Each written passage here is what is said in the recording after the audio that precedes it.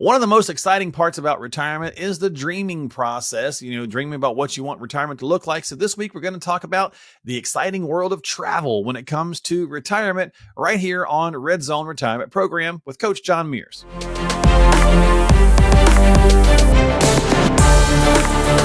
In football, the red zone is where a team has to make small adjustments to ensure victory. As you approach retirement, you also need to make small adjustments to ensure success.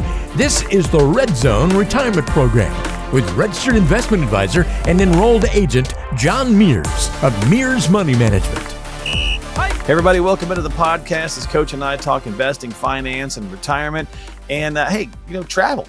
It's what we want to do typically when the world's not on fire. We want to kind of enjoy ourselves a little bit, Coach, and travel when it comes to getting into retirement. It's one of those big, moments. I've worked in an office forever or whatever, right?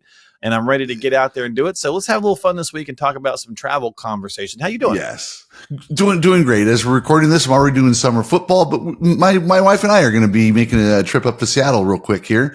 Travel is probably the number one thing that people bring up in retirement. It just is. I mean, there are other goals out there, but when you have free time, you now have the ability to go places and do things that you've always wanted to do, but my work won't let me off, or we can't do it between the kids' soccer, or we can't do it here or there. When you're in retirement, the opportunities are really out there, and that is the number one thing. I love talking about that with people. So. Well, and maybe it's even just travel to the kids, right? Or grandkids, especially if you're talking grandkids, if they live in different states. It's once you get to retirement, you're like, hey, I want to, make up for lost time. I want to spend as much time with them as I can. So whatever the reason, we're going to dive into that a little bit this week. So let's start with our first bullet point here, Coach, which is start the conversation early, right? So as a married couple, the more you can have fun with this, again, talking and dreaming, great. You got some bullet points for us on this, getting it started early kind of conversation. Yeah, I think one of the things you have to do is get on the same page. My wife does not like to travel, and I do.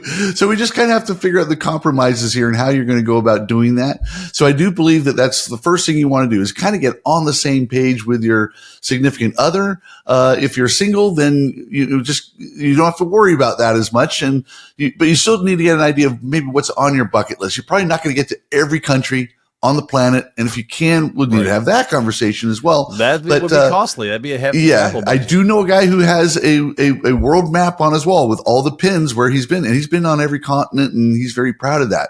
But everybody's different. But you do need to get on the same page. We do need to. I hate to use the B word, but budget. I wasn't going to use another B word here. We do need to budget, and we've talked about this on other episodes where from 65 to 80, maybe 60 to 75, right in that range, that's your go-go years. Those are the years you're going to be traveling. Once you get past that, it's going to be difficult to travel. So if you are in your early stages of retirement and you're worried about hanging on to your money, I'm going to tell you, by the way, maybe we need to think about, you're going to be fine. We need to plan for this, but you do need to spend some money on for enjoyment. Oh, for sure. And if that's what you want to be doing is traveling some, now we can figure out where to and how, but should we put the budget conversation, Coach, in the conversation piece, which is part one, or should we save that for my next one, which is making the plan, right? Everything kind of blends together here, so we can say, so we can go wherever we want to. It ebbs and flows. Well, I was thinking about what you said about your wife not liking travel, and I know several couples where one's a beach person, one's a mountain person, one's a cold weather person, one's a warm weather person, right? So you got to have these conversations with each other. And granted, if you've been married for a while, hopefully you kind of know enough about each other anyway to do that. But I think when it gets closer, right? Maybe we go into making the plan. Now we're starting to make plans that you're really drilling that down so that you are taking the trips that both of you want to take. So, what does the process look like for, I guess, now making the actual plans? So we do need to start with the budget for our normal living. So we do start with that. You can't blow your travel budget on food money you need to eat with. So right, you can't take that huge trip and then starve the next month, right? Yeah. So we always start with that core of what we need to have to cover our monthly budget, and that will be for the requirements on Maslow's hierarchy of needs. Yes, that's going to be your shelter, your home, food, and then transportation if you need that. And transportation, obviously in retirement, you might be able to reduce from 2 cars down to 1 car, which will save you some money. And as you get older, you can even start Ubering. I hate bringing that up because the older people tend to be very stubborn, but that is an alternative that is available. I love my car. Yes, so we've talked don't about mess that with in my other car. episodes. Yeah, but you really want to make sure you know, again, what your basic budget is. Mhm. We're looking at those as our fixed income or income that we can predict as well as we To can covering that, yeah. for our basics. And then beyond that, we may have our go-go money, which may be more risky, if you will, if you don't mind me using that term. That may be money that may fluctuate.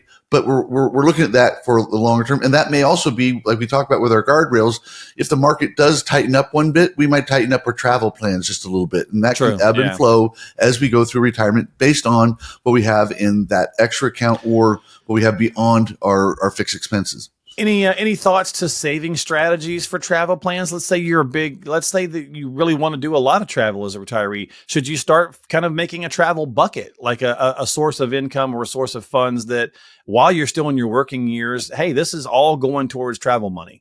Yeah, there's a couple things we can do here. One is to do exactly that.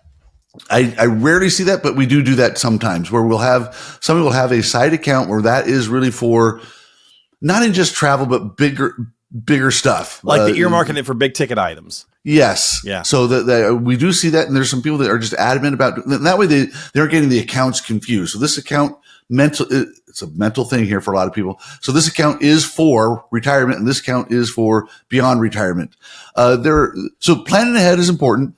Even if you get into your younger years of retirement, it is possible that you can get a part-time job. I'm not talking about a menial labor job, but where you might work some part-time a little bit to help fund the others, some of your fun stuff that you want to do. Right. Yeah. So pick the up a things little you can extra do- scratch for the fun stuff. Yeah, if you're healthy enough and you're not taking extravagant vacations, you can work a little bit and save up some money and then go on your vacation, and you can do things like that. And sometimes people forget about this. If you can use your points on your credit cards, you can kind of plan for that as well. Smart way. Yeah, that's a smart way to really kind of increase your travel budget.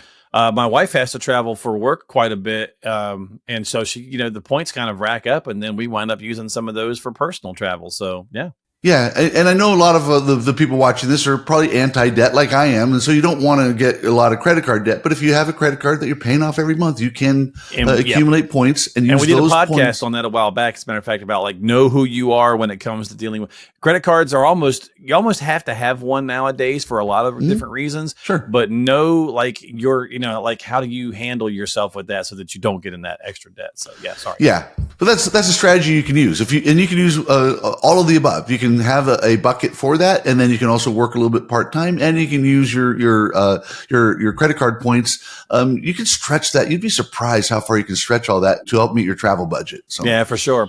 All right, well, let's get into the nitty gritty a little bit. This little little section here where we got to start thinking about the all the stuff that comes with travel, right? Are you renting a car? Are you, the extra food costs, right? Whenever you're out doing stuff, right? Because you're not obviously, and hell, let's just talk about inflation, right? Inflation is going to make travel higher. Yeah. So actually the real travel part, you're actually going to Italy or you're actually going to Florida from us West Coasters here, wherever you happen to be going. You realize you went from Italy to Florida, right? That's yeah. I like both, actually. Florida when you can go to Italy. They're different. They're both. They have one's a tropic area, one is the Mediterranean. So, okay, but all right. But wherever you may be going, it could be up on an Alaskan cruise, whatever you happen to be doing. We obviously have transportation that we got to have. We have to have accommodations, and I'm going to talk about that here in just a second. And then food. We'll just use those. Transportation is both the airfare getting there, and then also the getting around. A lot of people think that it's cheaper to Uber than to rent a car. When you actually do the math, they're darn near the same. So, depending on what you're doing and where you're going to. Meals, or let's start with accommodations. Accommodations, you'd be surprised in this age of Airbnb, what the cost may be where you can get a place for several days, which is a little bit more home friendly, if you will. Yeah. Where you can also, this is going to tie into something else here, where you can also cook meals. We like to eat out when we go on vacation. We all do. We get it. Sure. But it doesn't have to be what are they? 3-star Michelin? I don't know what they are. It doesn't have to be super fancy every time. It doesn't have to be fancy every time. You'll do one or two, yes, but the others, there's nothing wrong with, again, if you're Airbnb-ing it or you're even at an inexpensive hotel where you're able to cook, and then enjoy a meal on the patio or the balcony, and kind of slow down and enjoy life a little bit. So you can cut down your food costs. If it's a longer vacation, we do. I mean, look, I think most of us realize 3-4 days, and we start to get, especially when you're getting older, right? You just start to, okay, I'm tired. I need a down day. So maybe like an extended stay hotel or something where they did have a kitchenette. Maybe you got a chill day. There's some inspiration behind this from years ago when Tim Ferriss wrote The 4-Hour Work Week, and he talked about where he would actually go places for 2 or 3 months and just kind of live there at a time, and his work didn't even know it. He was already working remotely before it was a vogue thing, and so he would go to Brazil and actually live there for several months. And when you actually get a place to live, now I'm not advocating that here quite, but when you actually are at like you said, an extended stay location, you actually get better pricing, and you can live someplace less expensively. So those are things you can do to kind of stretch that travel budget. Again, think creatively, I guess. And you can also do free stuff when you get there. Museums are oftentimes either inexpensive or free. You can try and do stuff like that. Hiking. I know we're getting older, but if you can go on a flat hike or whatever, or a very mellow hike. Though. Yeah. Yes. When I was visiting my daughter in Scotland a couple of years ago, she was living in Glasgow, and we went to Edinburgh, and it's a little hilly, but it's not too bad that we could handle. Now I can't handle the Sierras here. I can't handle that anymore. But I gotcha. What about stuff like insurance coverage or anything, Coach? If we're going to be doing, especially if we've got big travel plans like your world travel guy, is that worth it to look at some kind of additional thing there? So perhaps it depends on what you think the odds are that you might not be able to complete your travel. One thing I was reading about travel one time, which is kind of funny, but it's kind of a little segue here. You can get travel insurance if your relationship is a little rocky and you don't know if the other person might, if it's a long way out, you might want to figure, okay, if she's not with me anymore or he's not with me, how are we going to deal with this? But the main concern most people have is health. And that would be abroad. If you're within the United States and you have any kind of health concerns, usually that's going to be covered if you already have your health insurance. But if you're abroad, that's what the concern is. And so then you have to find out whether you will be covered. If you're not, you need to really seriously consider getting some sort of travel insurance. The other travel insurance would be if you're locked in and you have a non-refundable, and that's really what it'll be, some sort of non-refundable cost with your either accommodations or with your airfare, and that will vary depending on your credit card or who you're working through. So you have to kind of know that before you're doing this. But it is recommended if you again have some non-refundable items and they are further out. If it's close and it's and it is possibly refundable, no, you don't need it. You really don't. Yeah. And especially if you're traveling locally. Yeah, but especially if you are going someplace for 2-3 weeks in a foreign country, it could be certainly worth something to look at, especially, if you've not been feeling great, even if it was a couple of months ago or whatever, just maybe worthwhile to consider. All right. Bottom line here, Coach, what's the bottom line? Obviously travels for everybody is different. Budgeting's for everybody is different. So like anything, you gotta build a plan, right? I mean, more people actually plan for vacations than they do retirement anyway. Interestingly enough, is true. So people have fun with their travel. I get excited with when I hear my clients tell me their stories of what they're doing. I just had one client that I've known. They've been friends for a long time. They went to Nashville. I've never been to Nashville, and I was kind of jealous because that's one of the places I'd like to go to within the United States. There are, I had one client actually sell their home and get a RV, and they traveled the United States for about a year and a half. They just went place. My buddy's doing that right now. He did that. He sold his house 2 years ago. Now they're on their second year of just RVing it.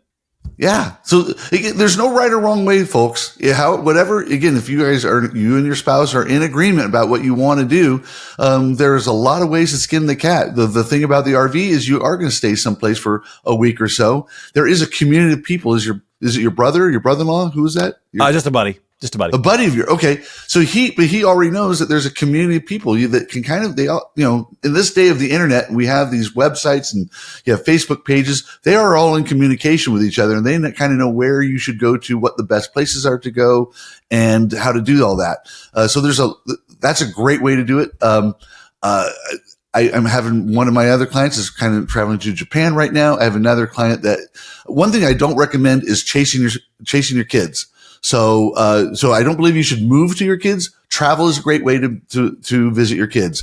Because as soon as you move to live with your kids, they're going to move, and then you're going to be stuck in a place you probably weren't wanting to live. Oh, that's a good point. Anyway. Or you're going to end up doing, more duty than you want, right? Perhaps. I got a couple of friends that are in their 50s now, and they've become grandparents, and they're like, yeah, I'm not. It's like, oh, do you feel this urge to want to go live next to your grandkids? And for some, they're like, yes, I want to be right next to them. My sister's that way. She's right next to her grandkids, but she also gets frustrated because she's constantly doing babysitting duty, right? Where I've got another one, she's like, nope, I raised my kids. Now as grandma, I want to see them a few times here and there, and then I want to give them back. Right. So everybody's different, Yeah. But I always recommend to people that these days, again, if you have enough of a travel plan, if you will, you can probably see your grandkids pretty often with some travel. There's one client of mine that, they travel, up and down the coast here, several times, like once every other month. And that's about as much as they would have if they were living in other parts of LA. They'd probably be seeing each other about the same, but, travel is something that we can plan on, we can budget for. There is no real right or wrong way to do it, but I do think you do have to have a plan for it. And since it's a big piece of many people's retirement plans and strategies and dreams, make sure you are strategizing for it. And while this isn't necessarily apropos, but every week on the show, we also make sure that we let people know that if they'd like to get a couple of copies of Coach's books, there's a great way to do that, and we make it simple for you. Check this out.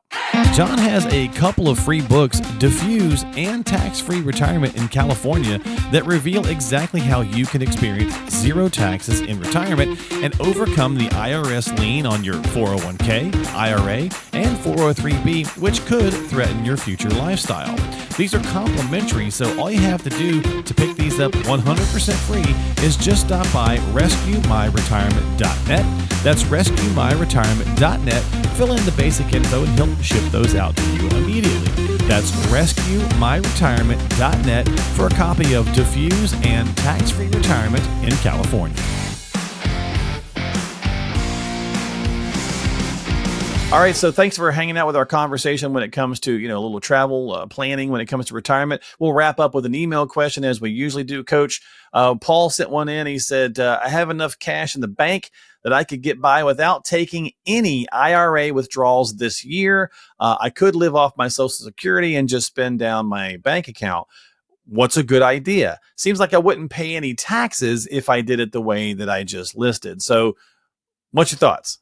So there's a couple things here. I'm assuming that you're younger than the required minimum distribution age, because otherwise you wouldn't ask this question. You'd be required to take something out. So he's old enough for Social Security. He's getting that, but not probably 72, or was it 73 now? Yeah, 73. 73. Yeah. So I have a quick response to that, and that's because I'm an old tax guy as well. You have a standard deduction. If you're single, that standard deduction's around, we'll call it 14,000. I'm just going to rough it out here. If you're married, the standard deduction is around 28, and I can even round up to about $30,000. I would recommend that you do a little bit of tax planning, because you can take out money out of your IRA up to the standard deduction and pay no taxes. So if you don't do it now, you will be doing it when you're 73 and you have to take money out and pay taxes. What you might do, assuming let's just say you're 67 or 68 years old, you can take money out up to your standard deduction, still pay no taxes, and get money out of that tax deferred bucket. So that's a little strategy you can use. So don't take out nothing, but take out as much as you can before you get taxed. And that's what the standard deduction is so useful for. So that's something, a strategy you can use to kind of have your cake and eat it too. So your Social Security likely still will not be taxable at that lower distribution level. And you have other income, which may or may not be taxable depending on your dividends and interest. So there might be a little bit of calculating in there, but not a whole lot. But again, use your standard deduction. That's what I tell people all the time. Use your standard deduction. It's given to you. It's the proverbial mulligan that the government gives you. And so I would recommend you going up to that level rather than not doing anything at all. Okay. Yeah. I mean, a lot of times it is the interesting question, which horse do you ride? The horse that, is it the Social Security horse? Is it the, pulling money out of your own accounts? Right. And a lot of times it comes down to tax conversation as well. So what buckets you're pulling from and where, it's not just income buckets, it's tax buckets, right? So tax strategy as well. And that's a big piece of what Coach does all the time. So as usual, if you need some help, reach out to him, book a chat with John.net. We got that on the screen there for you for folks that are watching. Book a chat with John.net. We'll also follow that right up with his main website. Go to mearsmoney.com if you need some help that way. There's a great way to get check out the tools, tips, and resources. Subscribe to the podcast, all that good stuff at mearsmoney.com. So we make it easy for you to get in contact with Coach, and we'll have all those details in the show descriptions as well. Don't forget to subscribe to us. Hit that subscribe button and that thumbs up notification so you catch new episodes when they come out. And that's going to do it this week here for the podcast. John, thanks for hanging out. Thank you. I always appreciate your time, my friend. And we'll see you next time right here on Red Zone Retirement Program, Simple Investing, Smart Future with Coach John Mears. Advisory services offered through Mears Money Management, Inc., an RIA registered in the states of California and Texas. California Department of Insurance License number 0685203.